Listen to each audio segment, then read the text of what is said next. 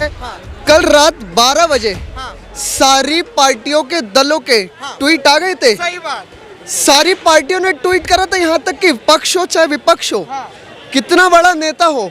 मगर मेरे को एक बात का खेद है पत्रकार महोदय, ओवैसी AIMIM का अध्यक्ष, उसने ट्वीट नहीं करा, जिसके लिए सबने अपनी पलकें झुकाई हैं। मगर ये पार्टी के बंदे हिजबुल्लाह के नसरुल्लाह पे तो बोल जाते हैं। सही बात।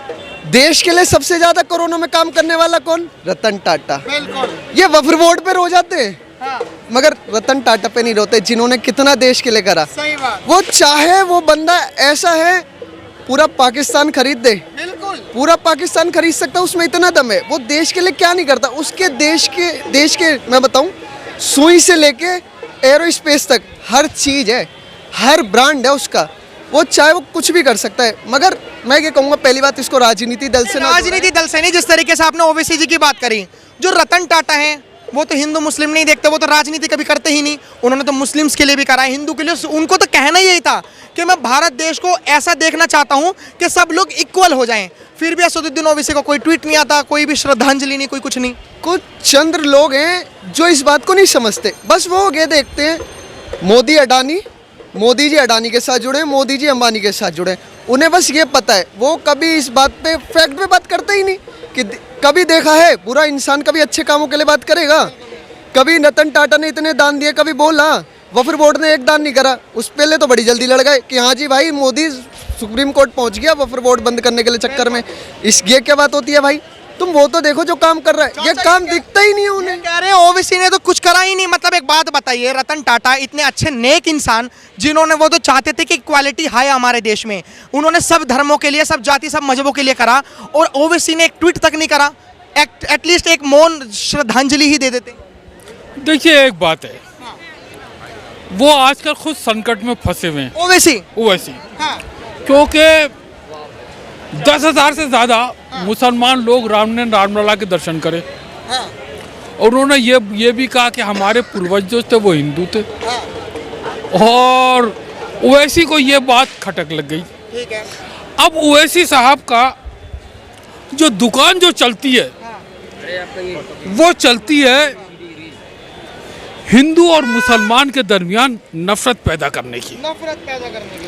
आज जो है वो नफरत पैदा कर नहीं पा रहे हैं, तो उनकी दुकान जो टपड़ी। लेकिन सबसे बड़ी बात मैं बताऊँ रतन टाटा जी के लिए, कि अभी फरवरी में जब भारत सरकार का बजट आया, और उसमें हमारे देश का जो डायरेक्ट टैक्स था वो 3 गुना से ज़्यादा बढ़ा था, यानी फरवरी के उसमें, और इनडायरेक्ट टैक्स 2 गुना से ज़्यादा बढ़ा था। और हमारा जो फॉरेन डायरेक्ट इन्वेस्टमेंट था FDI, वो 556 अरब डॉलर का था।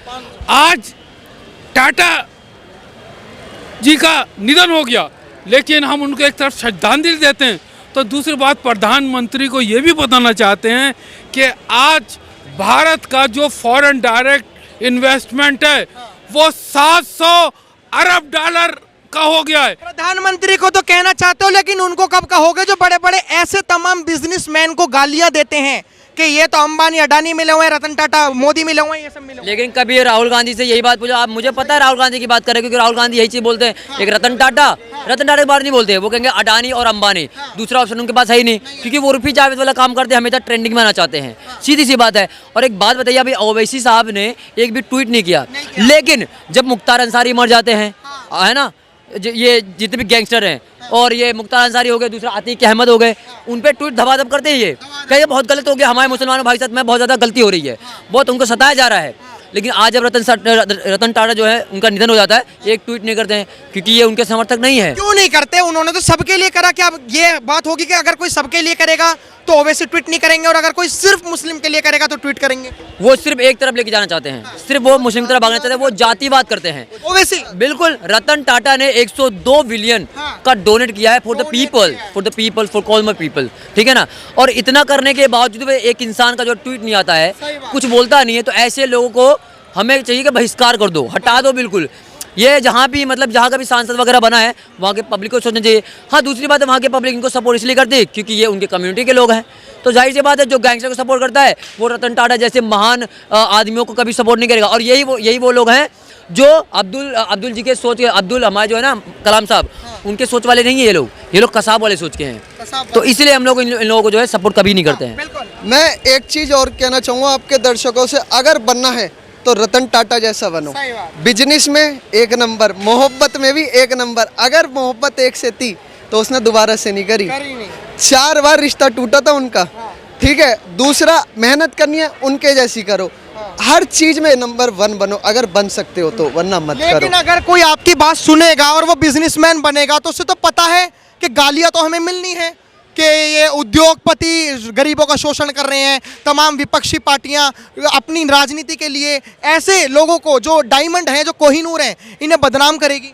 ये पत्रकार महोदय ये कुछ नहीं करते, कि 2 कौड़ी के लोग हैं कि बस हिंदू मुस्लिम की राजनीति करते हैं, लड़ाने का काम करता है। इन्हें भी पता है देश में कौन अच्छा है कौन नहीं, कौन ये नहीं चाहते देश में काम हो गए, नहीं बिल्कुल नहीं पसंद। ये चाहते हैं बस जातिवाद पे लड़ाई हो और भूखे मरे गए हो, बेरोजगारी हो, बात खत्म, और फिर इल्जाम ठोके केंद्र पे। राहुल गांधी हमेशा अडानी अंबानी करते हैं, लेकिन क्या उनको पता है कि कितने युवा उनके जो है कंपनी में काम करते हैं, कितने सारे युवा को रोजगार मिलता है। बल्कि हमारे देश भी उनके हाथ में टिका हुआ है, रतन टाटा जैसे लोगों के हाथ में।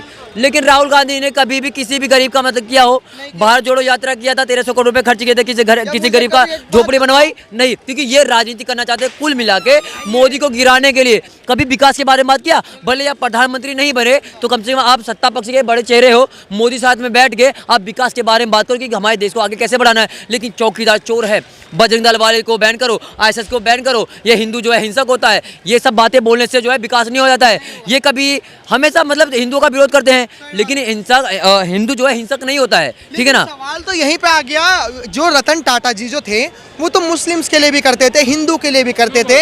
इन्होंने ओबीसी जी को इतनी नफरत, मतलब कुछ चुनिंदा लोगों को इतनी नफरत कैसे? क्या देश का उद्योगपति है तो हम डर रहे हैं ट्वीट करने के लिए, जो कि एक कोहिनूर जैसा हमने देश ने। अगर रतन टाटा जी का इन लोगों ने समर्थन किया तो जो पब्लिक इनको सपोर्ट करती है वो इनको सीधा बाइकआउट कर देगी, और अगर ये नहीं करेंगे तो हम लोग बाइकआउट कर देंगे। वैसे तो हम सपोर्ट नहीं करते, बाकी ऐसे कोई दलाल वगैरह होगा जो इनको सपोर्ट करता है। इन जैसे चिरकुटों को जो वहाँ पर लोकसभा में, उसमें पार्लियामेंट में खड़े होके और बाकी जहाँ पे शपथ लेते हैं वहाँ पे खड़े होकर फलस्तीन के नारे लगाते हो, ये फलस्तीन वाले तुम्हारे जीजा है क्या जो उनको नारे लगाते हो? कुछ लोग तो अभी लड़ाई भी चल रही है उसमें सपोर्ट कर रहे हैं, सपोर्ट करना जाके वहाँ पे सपोर्ट करो।